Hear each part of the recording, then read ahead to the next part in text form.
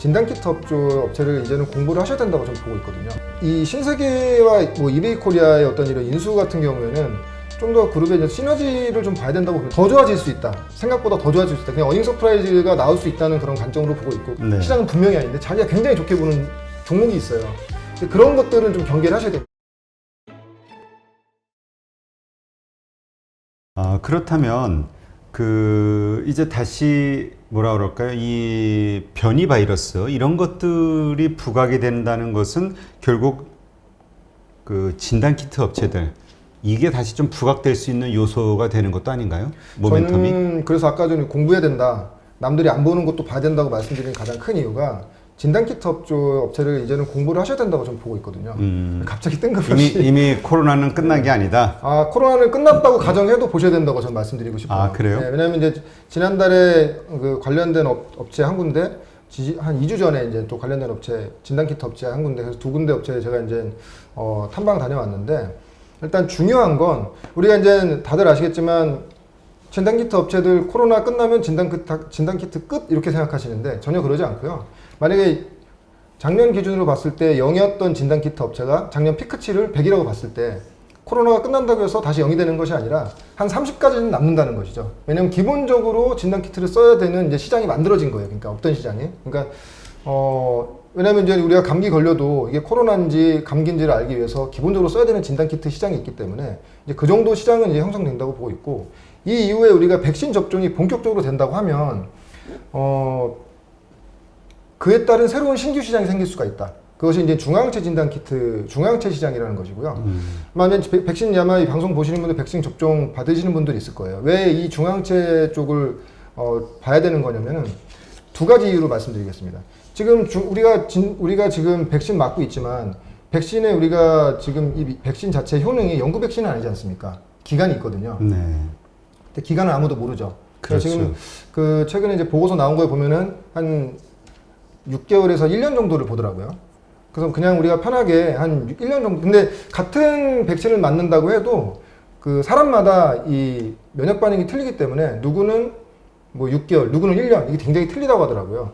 근데 만약에 우리가 이제 어느 정도 백신이 맞은 이후에 재접종을 받아야 되지 않습니까? 한 6개월이나 1년 후에. 근데 그때가 됐을 때 과연 내가 백신을 내 몸에 항체가 있는지 없는지를 어떻게 확인할 수가 있겠는가? 찍어봐야 된다는 거죠. 중화항체 진단키트로 내 몸에 항체가 있는지 없는지를 찍어봐야 된다는 거죠. 근데 그 시장이 만약에 새롭게 열리면 기존에 없던 시장이기 때문에 굉장히 좀 큰 시장이 될 것 같고요. 그래서 최근에 보면 뉴스 잠깐 풀어보시면은 요 화면 띄워드린 거 잠깐 보시면 아시겠지만 이게 이제 5월 달에 나온 기사고요. 이건 뭐냐면 이제 백신 접종률이 50% 넘어선 미국이 항체 검사 시작됐다. 이건 뭐냐면 백신 접종을 2차까지 맞은 분들이 지금 중요한 거는 백신이 지금 현재 나와 있는 백신 중에 100% 항체가 형성되는 백신은 없습니다. 60%에서 90% 정도죠.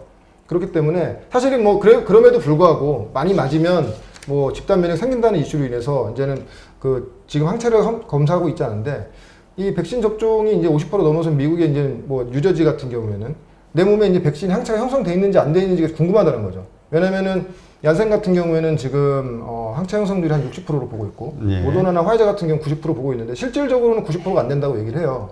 그럼 이렇게 되면은 자기가 항체가 있는지 없는지가 궁금하게 되는데 이것을 이제 검사하는 이 시장이 바로 중항체 시장인 겁니다. 그래서 계속 결론적으로 이 코로나가 없어지기 전까지는 계속 백신을 맞아야 되는 건데 그럼 이 접종 시기에 봤을 때 과연 내가 중항체가 있는지 없는지를 알기 위해서는 이 중항체 진단키트를 써야 된다는 것이죠. 네, 그래서 이 시장이 만약에 새롭게 생긴다고 하면은 기존에 우리가 코로나 음성 양성을 가리는 시장보다 더 큰 시장이라고 봅니다. 그러니까 지금 여기에서 우리가 좀 구분을 해야 되는 게 코로나가 걸렸는지 안 걸렸는지 우리가 생각하는 예전에 작년에 진단키트가 아니라 항체가 있는지 없는지 코로나에 대한 그것을 진단하는 진단키트 업체들. 근데 기존의 그 업체들이 이것을 개발하거나 이쪽으로 라인업을 하기가 일단은 좀 더 수월하다 이렇게 보는 건가요?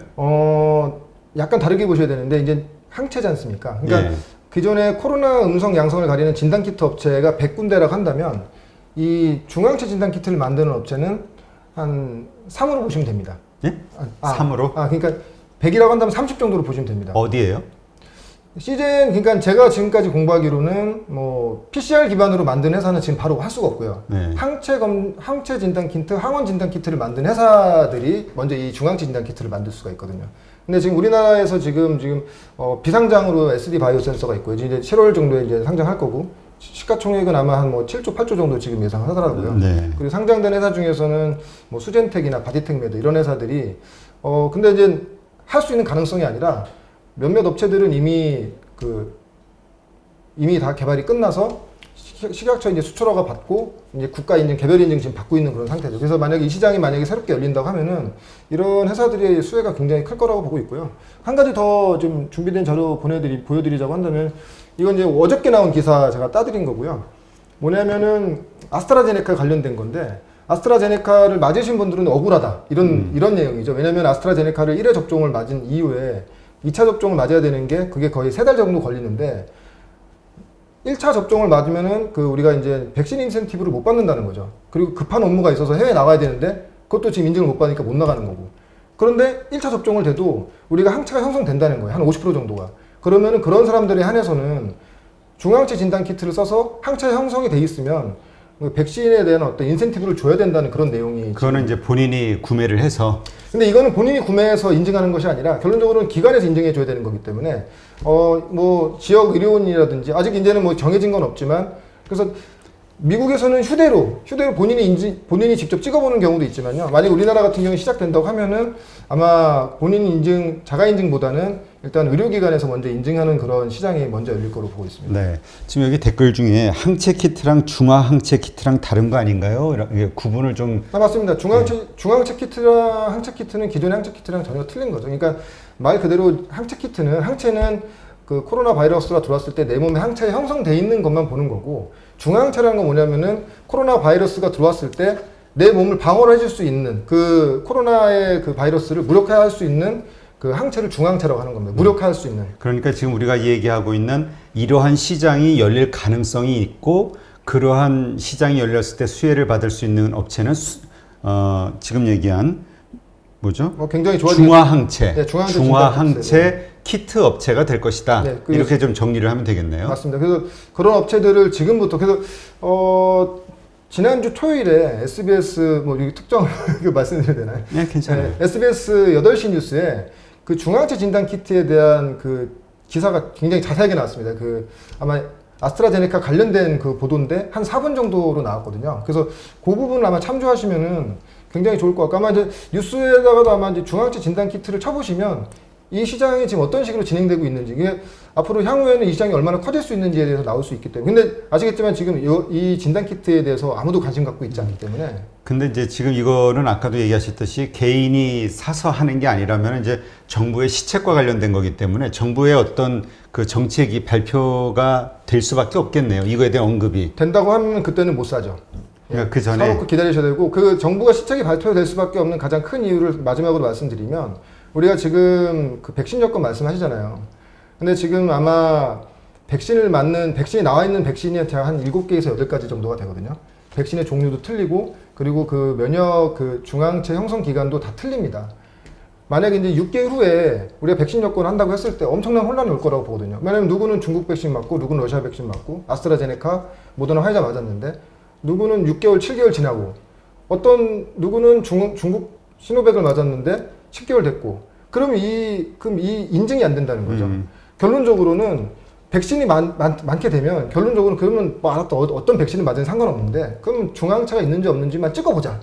만약에 있다면 백신을 맞은 거에 대해 인증이 되기 때문에. 그러니까 우리 지금 트래블 버블이라고 해서 그 예방 접종을 한 사람들은 다 격리 2주간의 자가 격리 이런 거 다 없고 뭐 자유롭게 국경을 왕래하게 하자, 이러한 정책들이 이제 발표가 되고 있잖아요. 네. 근데 이러한 정책들 가지고는 부족하고 이야기하신 중화항체를 가지고 있느냐, 이거에 대한 검사를 추가적으로 하는 일들이 곧 일어날 것이다, 이렇게 보시는 거군요. 맞습니다. 백신 초기 단계이기 때문에 지금 중항체에 대한 얘기는 안 하지만, 결론적으로 이것이 5개월, 6개월 지나면 굉장히 혼선이 많이 올 것 같아요. 결론적으로는 그럼 당신이 백신 맞았으면 중항체 있는지도 한번 검사를 해봅시다. 그것이 된다고 하면 굉장히 간단하게 되는 것이죠. 그래서 뭐 지금 아직까지는 시기상조일 수는 있지만, 이런 얘기가 지금 뉴스라든지 이런 공중파에서도 좀 나오고 있는 상태이기 때문에, 그럼 관련된 업종들은 지금부터 미리 공부하신다고 하면, 왜냐면 여기 지금 기관의 수급도 없고요. 시장에 관심도 없다 보니까. 근데 만약에 이 시장이 시작되면 굉장히 반응이 굉장히 셀 것 같아요. 제 생각에는. 자, 그러면 그 이제 미리 공부를 하셨으니까 어떤 중화항체 업체가 유리한 건가요? 당연히 이 중앙체를 만든다고 해서도 다 같은 중앙체에 그러니까 기술력이 또 있어야 될 거 아니에요. 그 정확도가 분명히 뛰어나야 되니까. 제가 탐방 다녀온 회사는 그 바이오텍 메디라는 회사 같은 경우에는 뭐 이거는 뭐 제가 저도 추천이 아니라 그냥 추천은 우리 아니라, 스터디로 보시는 네. 거고요. 이미 이제 그 중앙체 진단 키트를 만들었고요. 이미 이런 키트. 만들었고 네. 시약처가 끝났고 CE 인증 지금 다 받은 상태고 정확도는 지금 한 97% 이상, 특이도는 100% 이상. 그러니까 만약에 시장만 열리면 바로 이제 바로 매출이 발생돼요. 그러니까 그럼 그 바이텍 매드 말고 또 그럼 비견할 수 있는 그리고 업체는 수젠텍, 또 수젠텍이라는 회사도 제가 알기로는 지금 중앙체 진단 키트를 만들었고, 근데 약간 방식은 약간 틀리지만 일단 만들었다는 것 자체. 그리고 미코바이로메드라는 회사는 셀트리온과 협업해서 지금 중앙체 진단 키트 만들었죠. 그래서 만들었어요 이미. 만들었습니다. 그래서 이제 이미 CE 인증까지 마친 상태이기 때문에, 그래서 작년에 우리가 코로나 터졌을 때 시즌이 굉장히 좀 큰 시장을 가져갔잖아요. 네네. 이 준비를 해놨기 때문에. 그래서 만약에 이 중앙체 진단 키트 시장이 정말 열린다면 지금 미리 이렇게 준비되어 있는 그런 회사들이 좀 거기서 얻을 수 있는 수익이 굉장히 클 것이다. 저는 그렇게 생각하고 있습니다. 네, 알겠습니다. 이거에 대해서 중화항체 이것이 시장이 열릴 것 같다라고 생각하시는 분들은 지금 언급된 이런 기업들 혹은 중화항체가 과연 얼마나 효용성이 있는지 이런 것들을 한번 잘 스터디해 보시는 게 필요하겠네요. 막 서둘러서 막 사거나 이러지 마시고요. 또 추천은 아니니까. 추천인 줄 알고 또 약간 아이디어 차원에서 말씀드리는 거고. 근데 이건 될 수도 있고 안 될 수도 있는 문제니까. 맞습니다. 예. 안 돼도 뭐 공부하는 차원에서는 좋은 것 같고요. 그렇죠. 만약에 된다고 하면 투자에 큰 기회도 올 수 있다고 저는 생각하고 있습니다. 네. 자, 그러면 이제 오늘 그 LG 생활건강이 6%대 올랐죠? 그러니까 뭡니까? 그 화장품 관련주도. 근데 사실 화장품들이 이미 몇 주 전에 이미 많이 올랐었는데 지금 다시 시작하는 건가요? 굉장히 오늘 이건 의미 있는 흐름이라고 보고 있고요. 왜냐면은 이미 화장품주들이 올라왔을 때, 아모레퍼시픽이 올라왔을 때 시장에서는 계속 의구심이었거든요. 근데 왜 LG 생활건강이 안 올라오지? 실적 분명히 좋은데? 근데 오늘 한 번에 이 주가가 반등을 세게 하면서 거의 이제 전고점 부근까지 간 상태이기 때문에 그렇게 되면은 이 화장품 섹터는 정말 좋아진다. 근데 제가 화장품 섹터를 특히나 더 좋아하는 가장 큰 이유는 여성분들이, 이제 남성들은 잘 이해를 못해요. 우리는 그냥 로션 하나 받는 끝인데 작년에 우리가 화장품 소비를 전혀 못했잖아요. 색조 화장이라든지 립스틱 같은 거 전혀 안 샀잖아요. 그렇죠. 이미 재작년에 샀던 것들은 유행이 다 지난 거거든요. 그래서 만약에 새로운 유행이 만들어진다면 우리가 하나 살 거를 여성분들은 2개, 3개씩 산다는 거죠. 그렇죠. 좀 다양하게. 맞습니다. 그래서 좋아지는 건 다 알고 있지만 더 좋아질 수 있다. 생각보다 더 좋아질 수 있다. 그냥 어닝 서프라이즈가 나올 수 있다는 그런 관점으로 보고 있고, 그래서 만약에 시장이 흔들리거나 그러니까 약간 지금 화장품주들은 작년에 어떤 화학주 같은 느낌? 그러니까 좋아지는 건 다 아는데 실적을 계속 확인하면서 생각보다 더 좋네? 더 좋아졌네 하면서 이제 갈 수 있는 회사들. 그래서 그 중에서 이제 대형주들이 움직이기 때문에 사실 말씀드리지만 이제 색조 화장이라든지 립스틱이라든지 약간 포인트 메이크업이라죠. 좀 더 특화되어 있는 종목들과 업종을 찾아보신다고 하면 좀 더 시장 대비했을 때 더 좋은 수익이 나지 않겠는가, 저는 그렇게 여전히 좀 말씀드리고 싶습니다. 그 화장품들 가운데서 개인적으로 탑픽으로 보는 지금 말씀하신 그런 조건의 뭐라 그러나 잘 적절한 그런 회사가 있다, 주식이 있다 그러면 어디라고 보세요? 지난 시간에 나왔을 때 대표님께서 말씀하신 뭐 종목도 있긴 한데, 저는 개인적으로는 립스틱을 저는 굉장히 좀 선호합니다. 뭐 CNC 인터내셔널 저는 굉장히 CNC 인터내셔널. 왜냐면은 뭐 물론 이제 신규주기 때문에 오버행과 그리고 BW 물량이 지금 약간 있긴 하지만 이 부분을 좀 잘 받아낸다고 하면은 좀 굉장히 큰 기회가 있을 수 있다. 왜냐면은 립스틱 관련돼서 특화되어 있는 업체는 우리나라 화장품 업체에서도 없기 때문에 좀 더 특화성이 전 더 강하다고 봅니다. 네, 알겠습니다.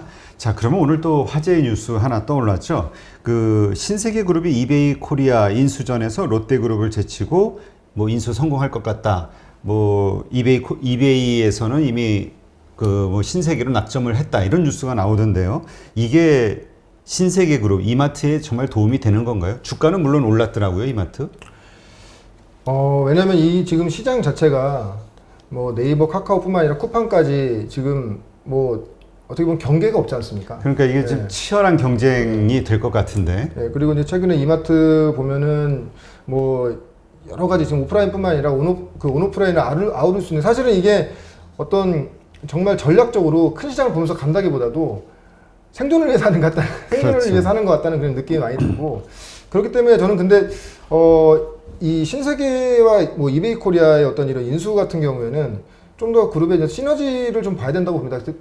단순히 뭐 이제 이베이를 가져왔다고 해서 왜냐면 너무 그 기업의 어떤 그 컬러가 틀리기 때문에 그런 부분에 대해서는 저는 좀 약간 좀 보수적으로 약간 이마트가 이베이를 인수하는 것은 예, 좀 예. 결이 다르다. 네, 맞습니다. 그렇게 긍정적이지만은 않다. 당연히 긍정적으로 봅니다. 근데 그것이 긍정적으로 바뀌기 위해선 이런 실적이라든지 이런 향후의 흥배를 좀 봐야겠죠. 근데 그렇기 때문에 지금 보면은 네이버나 카카오가 훨씬 더 편해 보일 수밖에 없는 거죠. 왜냐면 이미 다 그렇죠.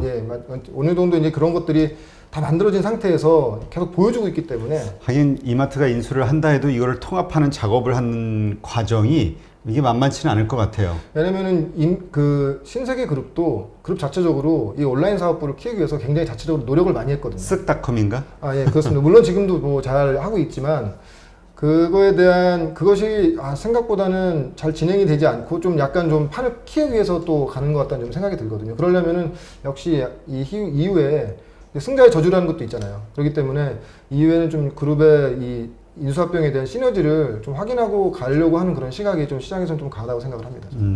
그렇다면 이제 관전 포인트는 인수를 하고 나서의 계획 이런 것들이 되겠네요. 어떻게 시너지를 올리기 위한 어떤 조치들을 취할 것인지 어떤 통합 비전은 무엇인지 그것이 굉장히 중요하다고 봅니다. 왜냐면은 결론적으로는 어떤 비전을 가지고 지금 그 인수를 했고 그 이후에는 어떤 식의 시너지를 낼 것을 보여주는 것이 시장에서 좀 약간 불식시킬 수 있는 어떤 제가 아까도 말씀드렸던 그런 부분에 대해서 약간 불확실성에 대한 것을 부식시킬 수 있는 좀 중요한 포인트라고 보고 있습니다. 네, 하여튼 분명히 이 오프라인 유통업체들은 아마 사활을 걸고 온라인 진출을 할 수밖에 없을 것 같기는 한데 그것을 M&A를 통해서 과연 성공시킬 수 있을까?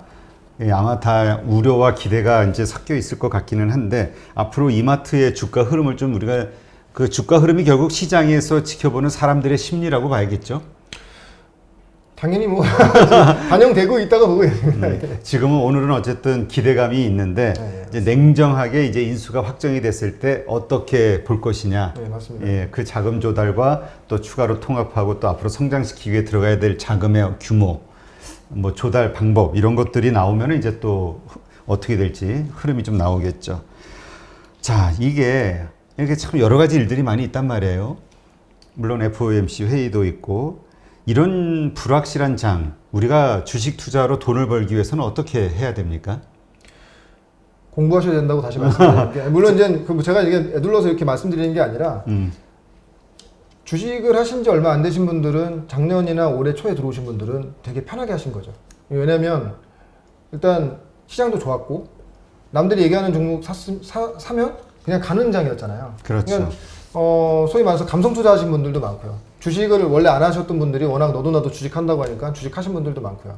근데 지금 시장 자체에서는 이제는 우리가 이 시장에서 수익을 내기 위해서는 공부를 해야 된다는 거예요. 물론 이제 본인이 갖고 있는 종목에 대한 공부도 필요하지만 다른 섹터에 대한 공부 그리고 좀 다른 시각으로 가지고 접근할 수 있는 그러니까 결국 시장에서 좋다고 하는 것들을 계속 하시는 것보다는 한편으로는 그런 종목도 하되 한편으로는 우리가 아이디어를 갖고 접근할 수 있는 섹터도 준비를 하신다고 하면 그러니까 약간 그 편하게 이제 주식을 하는 좀 장은 좀 힘들 것 같다 앞으로는 공부를 해야지만이 그만큼의 어떤 수익이 공부한 만큼에 비례해서 나올 수 있는 그런 시장이라고 좀 보고 있습니다. 우리가 공부를 했을 때 주식 그 종목에 대해서 공부를 하잖아요. 어떤 기업이고 뭐 무슨 뭘 만들어서 팔고 이익이 얼마고 뭐 예를 들어서 이런 거겠죠. 앞으로의 전망이 애널리스트들이나 회사는 어떻게 보고 있고 자 이런 것들을 보는 가운데서 우리가 가장 중요하게 공부할 때 가장 중요한